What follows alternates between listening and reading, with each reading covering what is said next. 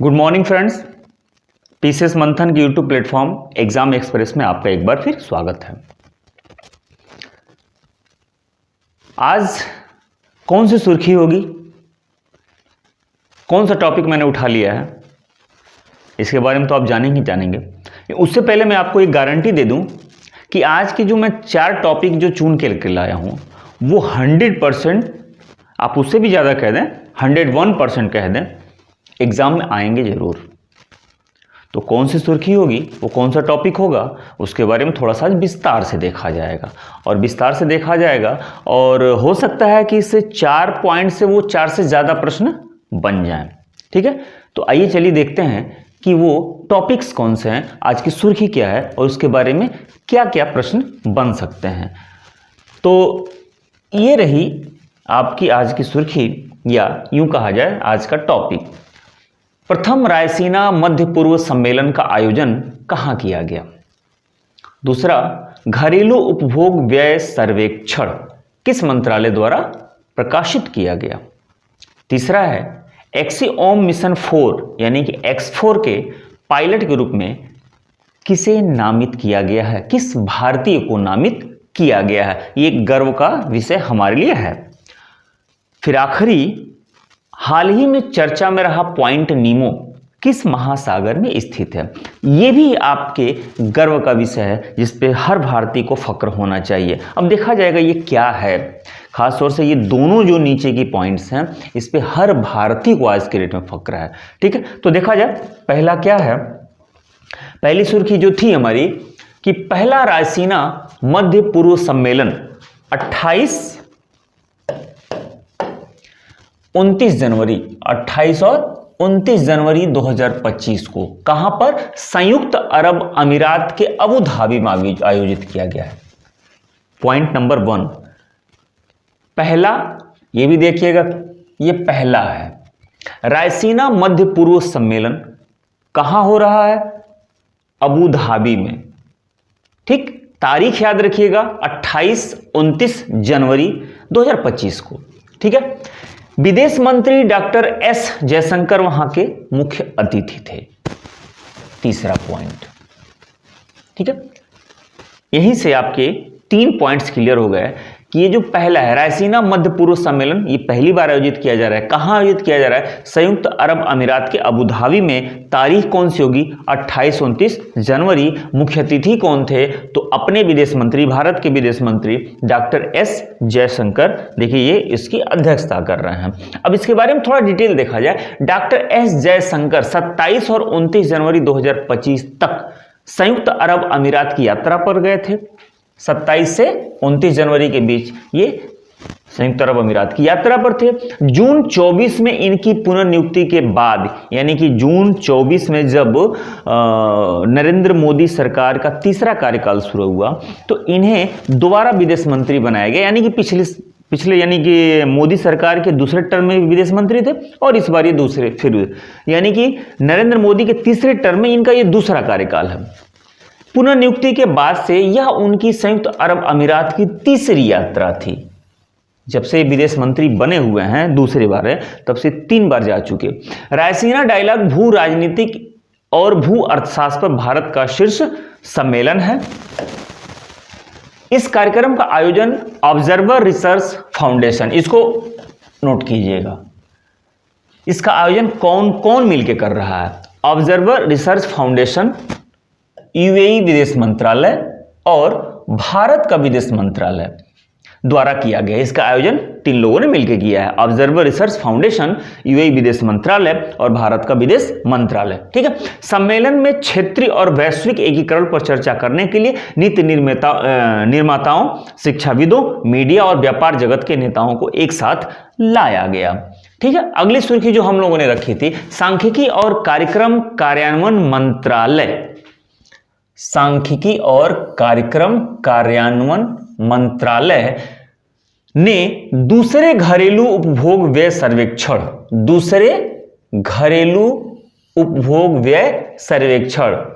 ठीक है, house hold consumption expenditure सर्वे के निष्कर्ष जारी किए गए।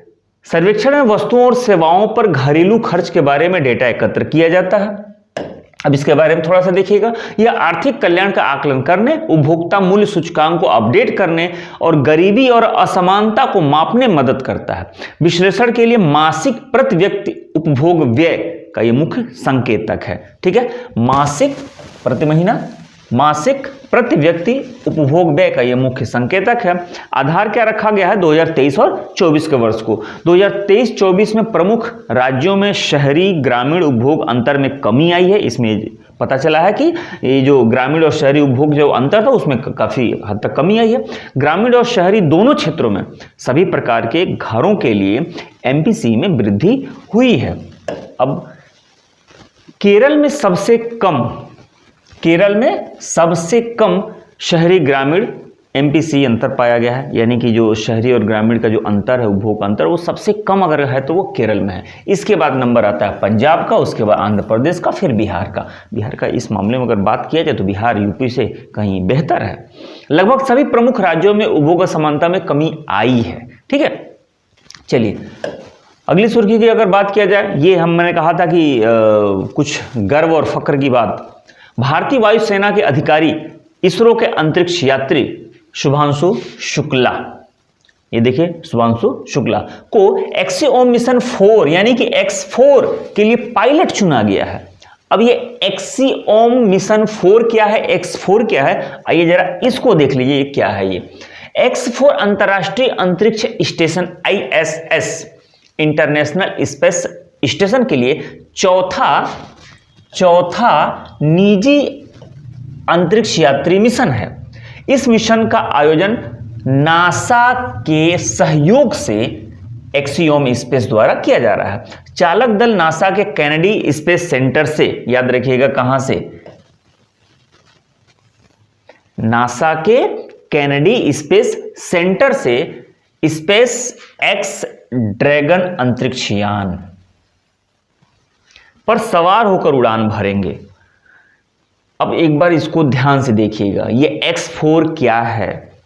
X4 ये है अंतर्राष्ट्रीय अंतरिक्ष स्टेशन के लिए चौथा निजी अंतरिक्ष यान है।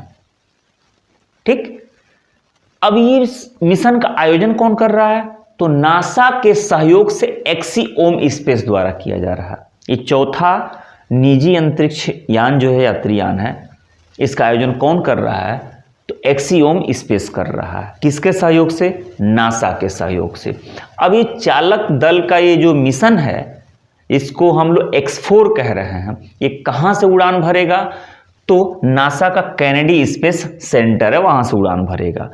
विमान का अगर एक तरह याद की बात किया जाए, अंतरिक्ष यान का नाम क्या होगा, तो स्पेस एक्स ड्रैगन अंतरिक्ष यान, ये उड़ान भरेगा। ये ISS पर वैज्ञानिक अनुसंधान और प्रौद्योगिकी प्रदर्शन करते हुए 14 दिन तक रहेगा। यानी कि अंतर्राष्ट्रीय अंतरिक्ष स्टेशन में कितने दिन तक रहेगा, 14 दिन तक रहेगा। और उसमें भारत के शुभांशु शुक्ला जा रहे हैं। शुभांशु शुक्ला जा रहे हैं, इनकी ये तस्वीर थी। चलिए अब अगली जो बात मैंने कहा था कि जो भारत को इस पे फक्र होगा और होना चाहिए, हर भारतीय को होना चाहिए, इसमें देखिए INSV तरडी पर सवार 2 युवा भारतीय नौसेना अधिकारियों ने हाल ही में नाविका सागर परिक्रमा सेकंड के दौरान दक्षिणी प्रशांत क्षेत्र में पॉइंट नीमो को पार किया। अब यहां पर प्रश्न क्या क्या बनेगा, ध्यान से सुनिएगा। नाविका सागर परिक्रमा सेकंड, अब ये क्या है अभी देखा जाएगा। समुद्र के माध्यम से पूरी दुनिया का चक्कर लगाने का एक भारतीय का एक वो परिक्रमा है, एक मिशन है। अब इस मिशन में जो समुद्री जहाज है उसका नाम है INSV तरडी। अब इस पर सवार होकर 2 युवा भारतीय नौसेना अधिकारी, जो दोनों महिलाएं हैं, ये इनकी खूबसूरत सी तस्वीर है। ठीक है, अब इनका नाम क्या है अभी मैं सब कुछ बता रहा हूं।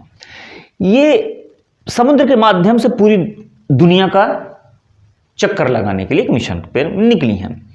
अब इसके दौरान ही सुदूर बिंदु मतलब कि पृथ्वी पर अगर ये कहा जाए कि आम जनजीवन से सबसे दूर का कोई अगर स्थान है जहां बिल्कुल कुछ भी नहीं है, मतलब पृथ्वी का सबसे दूर स्थान अगर कह सकते हैं। हालांकि आप कहेंगे कि सर पृथ्वी गोल है, सबसे दूर क्या है, लेकिन नहीं है। आम जनजीवन की अगर बात किया जाए तो धरातल पे कहीं जीवन है, तो उस आम धरातल से सबसे दूर का अगर कोई पॉइंट है उसका नाम है पॉइंट नीमो। उसको इन्होंने पार किया या उसको तय किया। देखिए इनकी तस्वीर है, INSV तरिणी, पॉइंट नीमो, ये सब कुछ इन्होंने दे रखा है। इस पे अपना नाम लिखा हुआ है, इस पे इन्होंने डेट भी लिखा है 29 जनवरी 2025। अब आइए देखा जाए, ये देखिए ये तस्वीर है, ये पॉइंट नीमो, ये है पॉइंट नीमो, यहाँ पर ये पॉइंट नीमो है, यहाँ पर ये पॉइंट नीमो है, ठीक है। यानी कि ये धरातल से अगर सबसे दूर का कोई स्थान है उसी का नाम है पॉइंट नीमो।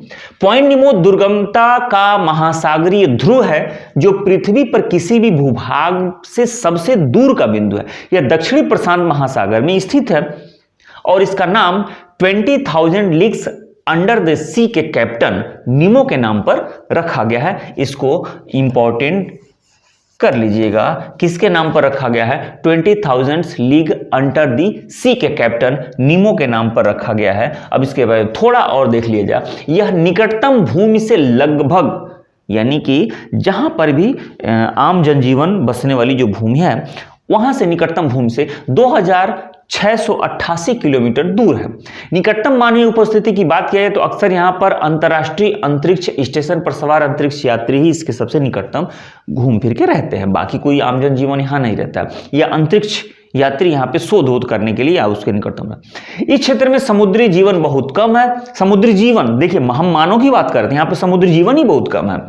इसकी दूरस्थता के कारण इसका उपयोग अंतरिक्ष कबाड़ निपटान के लिए किया जाता है। अभी मैंने बताया ना कि इसका प्रयोग सिर्फ अंतरिक्ष के लिए रह गया है, आम जीवन की अगर बात किया तो यहाँ से नगण्य है।